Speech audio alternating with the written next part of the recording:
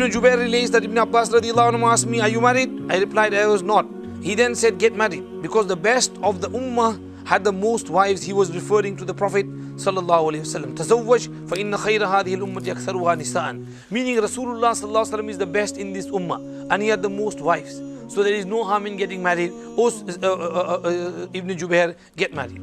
Over here comes the subject of, how can I say it? Marrying more than one woman. Now you can look at it from the man's side and the woman's side. Women won't like it, man will like it. Now, the women should be considerate with their husbands. As I mentioned before, that extra amount of jealousy should be brought under control. And if there is a reason there, some reason, then you should be considerate. This person, I was reading this kitab and it says in there that this non-Muslim English person asked one of the Muslim brothers, talking about marriage on this subject, and he said, you Muslims, you have, this, you can marry second, third time, how nice it is.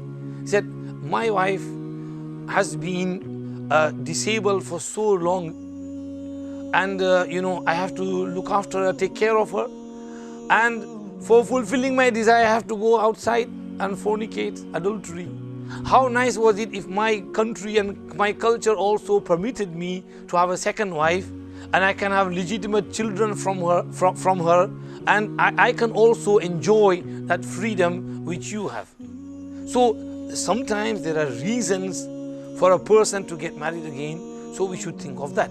Islam only permits it because of those various reasons. This is from the woman's side.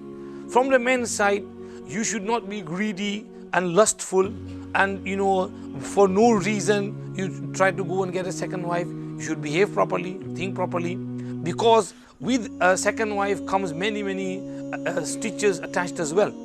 You have to do insaf and justice between both of them.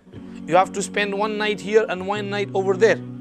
Do justice between them. If you treat one more favorably than the other, then there is injustice and you will be held to account for that.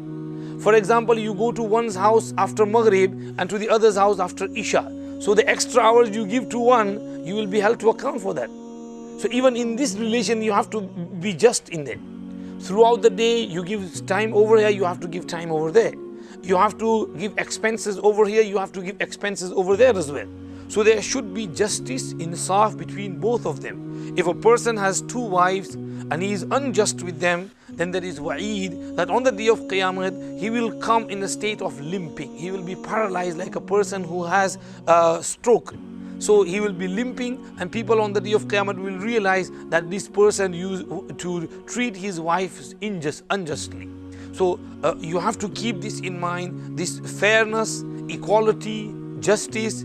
If you are able to do it, if you are a nice person, you are humble, you can treat them fairly, equally, and you have some reason, okay. Otherwise, be content with the wife you have. Quran, when permitting more than one wife, said, فَإِنْ خِفْتُمْ أَلَّا تَعْدِلُوا فَوَاحِدَةً. If you have fear that you won't be able to do adl and justice between them, then just marry one only. And this is the instruction from there. So in this culture over here we have today, we should try and be content with whatever Allah provides for us, and stop all these arguments and habits of thinking about second wife all the time. Some people get into this conversation and then they go into arguments, and then they get divorced, and they don't, rather than having two, they are left with none, and the first wife goes as well. And sometimes a person gets married with two. Someone came to Hazrat Thanvi and he said, I want to marry second time. So Hazrat Thanvi asked, he noticed that he's a poor person. He said, how many homes do you have? I said, he said, I have only one house.